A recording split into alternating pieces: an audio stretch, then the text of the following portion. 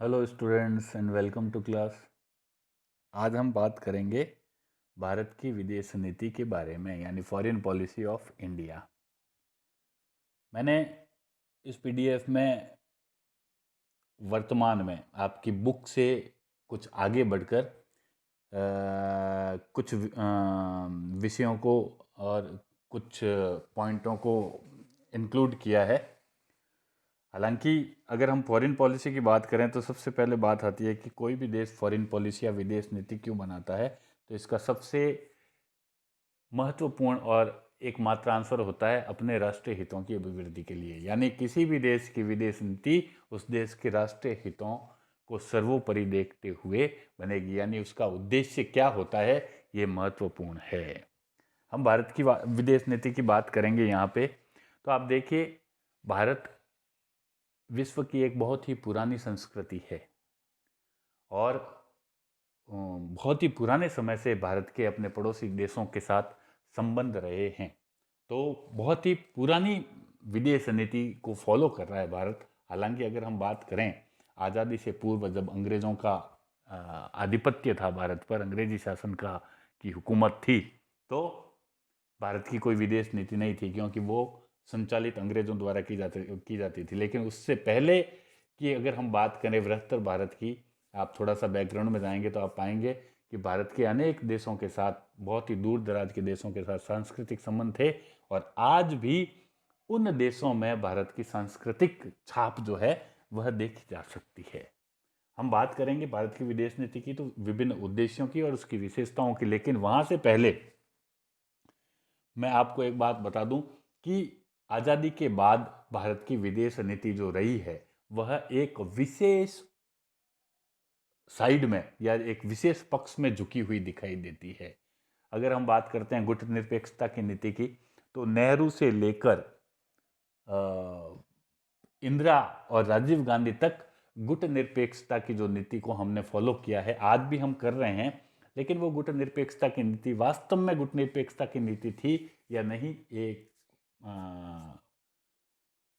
सोचने का विषय है, जांच करने का विषय है। क्योंकि अनेक बार नेहरू की गुटनिरपेक्षता पर प्रश्न उठे कि ये गुटनिरपेक्षता वास्तव में गुटनिरपेक्ष नहीं है, बल्कि कहीं न कहीं एक पक्ष में झुकाव स्पष्ट दिखाई देता है। हमारा ज़्यादातर जो राजनीतिक विद्वान हैं उनका मानना है कि आज़ादी के बाद भारत शीत युद्ध काल में जो गुटनिरपेक्ष नीति का पालन कर रहा था, वो कभी न कभी किसी न किसी एक पक्ष में हमेशा झुकी हुई दिखाई दी, जिसमें भी कहा जा सकता है कि हम सोवियत रूस के पक्ष में ज़्यादा रहे हैं, जबकि अमेरिका से हम थोड़ी दूरी बनाकर रखे हुए हैं, ऐसा कहा जा सकता है। लेकिन शीत युद्ध के बाद जब भारत के पास बहुत सारे ऑप्शन खुले हैं, तो शीत युद्ध के बाद वाली जो राजनीति है उसमें भारत ने कुछ मूलभूत बदलाव अवश्य किए हैं, और वर्तमान में भारत की जो विदेश नीति है वो कहीं यथार्थवादी है और भारत के मुख्य हितों को वास्तव में साधने वाली हम उसको कह सकते हैं। हमने शीत युद्ध के बाद अमेरिका से जो अपने रिश्ते हैं वह बेहद सुधारने पर जोर दिया है। जो हमारा पड़ोसी देश है, चाहे जो चीन है, उसके साथ जो हमारा पुराना जो तनाव था, चाहे वो सीमा विवाद संबंधी हो या विभिन्न मुद्दों को लेकर बीच में जो तनाव था, उसको कम करने का बीच बीच में प्रयास किया है। आपसी व्यापार को हमने एक तरह से स्ट्रॉन्ग किया है, मजबूत बनाया है। सोवियत संघ के विघटन के बाद परमाणु बम और प्रक्षेपास्त्र जो कार्यक्रम है उसको हमने आगे से आगे तेजी से आगे बढ़ाया है। 1998 में हमने परमाणु परीक्षण भी किए हैं पुनः। उसके बाद जितने भी जो वैश्विक जो देश हैं, इसमें महत्वपूर्ण चीज़ है कि जो दूर दराज के देश हैं, दक्षिण एशिया की हम अगर बात करें, या विश्व के लगभग सभी मंचों पर भारत ने अपनी एक सुदृढ़ और मजबूत उपस्थिति दर्ज कराई है। भारत की विदेश नीति विभिन्न कालों में बदलती रही है, जैसा कि मैंने आपको देखा। आप डिटेल्स में अगर बात पढ़ेंगे तो नेहरू काल में आप उसको पढ़िए, उसके बाद आप इंदिरा काल में पढ़िए, उसके बाद आप उसको राजीव गांधी के काल में पढ़िए, उसके बाद आप विभिन्न अटल बिहारी वाजपेयी के काल में पढ़िए, आप मनमोहन सिंह के काल में पढ़िए, आप नरसिंह राव के काल में पढ़िए, विभिन्न प्रधानमंत्रियों के काल में पड़ोसी देशों के साथ उसकी नीति अलग अलग रही है। लेकिन उन सबको देखने के बाद हम वर्तमान परिप्रेक्ष्य में अगर हम बात करते हैं तो सबसे पहली जो चीज़ आती है कि हमारी विदेश नीति के मुख्य उद्देश्य क्या होने चाहिए, ये क्या है। तो इसमें सीधे सीधे हैं कि सबसे पहले हमारा राष्ट्रीय हित सुरक्षित करना, राष्ट्रीय हितों का परिप्रेक्ष्य या राष्ट्रीय हितों के दायरे जो अलग अलग हो सकते हैं, उसमें सीमा की सुरक्षा हो सकती है, क्षेत्रीय अखंडता की रक्षा हो सकती है, सीमा पार से आतंकवाद के मुकाबले की बात हो सकती है, ऊर्जा सुरक्षा, खाद्य सुरक्षा और साइबर सुरक्षा आदि शामिल है। उसके बाद देश की विकास गति को बढ़ाना, ये बहुत ही ज़रूरी है। इसके लिए विदेशी सहायता की आवश्यकता होती है और विभिन्न परियोजनाओं को अंजाम देना, जो घरेलू परियोजनाओं, जैसे अभी वर्तमान में आपने बहुत सारे नाम सुने होंगे, make in India, skill India, smart cities, infrastructure development, digital India, clean India आदि। ये सारे की सारी जो है ये विदेशी सहायता और सहयोग के बिना नहीं हो सकती। वित्तीय सहायता भी चाहिए उसमें और टेक्नोलॉजी की सहायता भी चाहिए। तो इस तरह से इस पर ध्यान दिया जाना चाहिए। हम देखते हैं कि कुछ वर्षों में, जो अभी हाल ही के कुछ वर्षों में है, इस पहलू पर हमारे विदेश नीति के निर्माताओं ने काफ़ी अधिक ध्यान दिया है।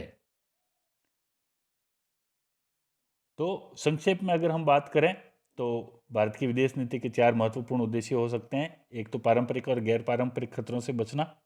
पारंपरिक और गैर पारंपरिक मतलब युद्ध, जिसमें मैंने अभी आपको बताया कि सुरक्षा सर्वोपरि है, चाहे वो आंतरिक सुरक्षा हो या बाहरी तौर से आने वाले खतरे हो, दोनों ही तरह के खतरे। उसके बाद विकास की बात होती है। उसके बाद वैश्विक मंचों पर भारत की एक मजबूत उपस्थिति होना बहुत ज़रूरी है। जितने भी जो वैश्विक मंच हैं, जैसे आप देखते हैं सार्क, दक्षेस, या जो जलवायु परिवर्तन, निशस्त्रीकरण या आतंकवाद आदि मुद्दों पर जितने भी वैश्विक मंच हैं, या जो संयुक्त राष्ट्र संघ ही क्यों ना हो, तो वहाँ पर भारत की एक मजबूत उपस्थिति हमेशा रहनी चाहिए, जिससे विश्व भारत की बात को सुने। उसके बाद भारत के जो प्रवासी हैं उनको भारत के साथ जोड़ना और उनके हितों की रक्षा करना।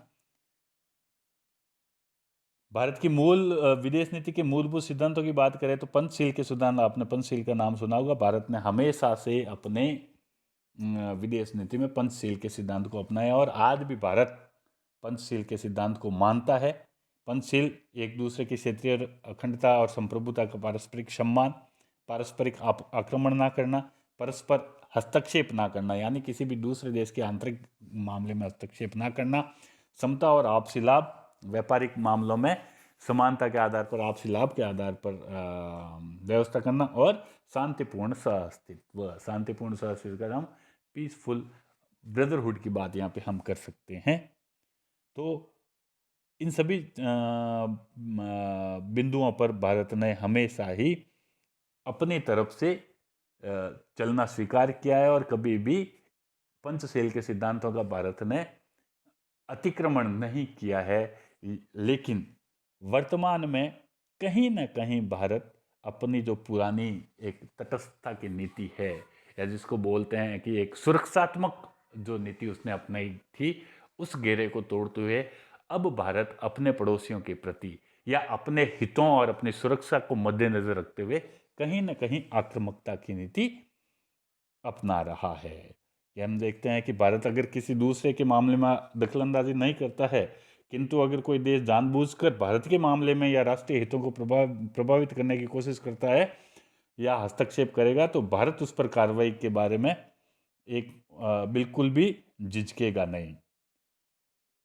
भारत आक्रामकता के आधार के स्थान पर निर्माणात्मकता पर जोर देता है। युद्ध किसी भी समस्या का हल नहीं है, भारत की यह मानना है, लेकिन अगर इसकी शुरुआत कोई दूसरा देश करता है तो भारत किसी भी तरह से कमज़ोर नहीं है।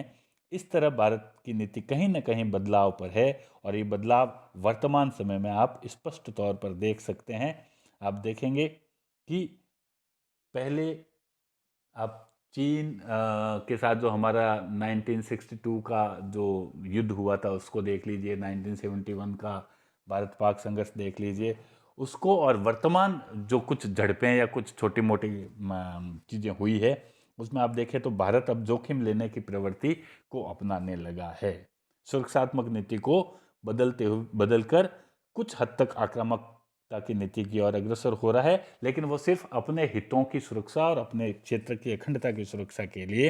आप देखेंगे डोकलाम में जो चाइना विवाद था उसमें भारत की कार्रवाई को देख लीजिए, या उड़ी हमला जो हुआ था भारत में, उसके बाद जो सर्जिकल स्ट्राइक्स भारत पाकिस्तान के खिलाफ हुई है उसमें भारत की बदलती हुई जो नीति है,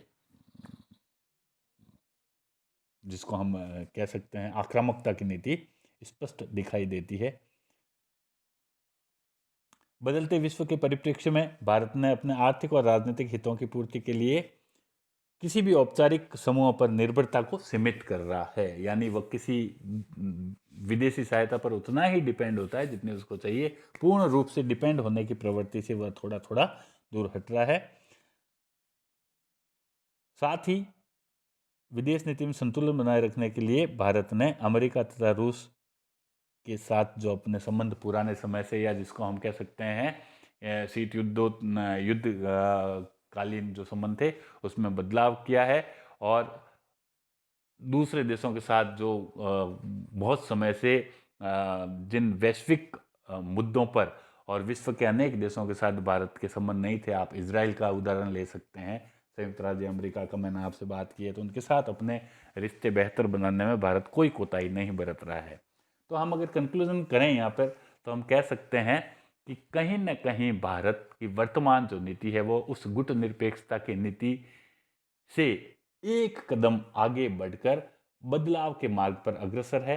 आज भारत विश्व के प्रमुख देशों में गिना जाता है, भारत की बात सुनी जाती है, भारत में हुए छोटे से परिवर्तन को विश्व सतर्क निगाहों से देखता है, और अनेक विश्व के जो पावरफुल देश हैं वह भारत के साथ संबंध बनाने में, साथ ही व्यापारिक रिश्ते बनाने को लेकर आतुर रहते हैं।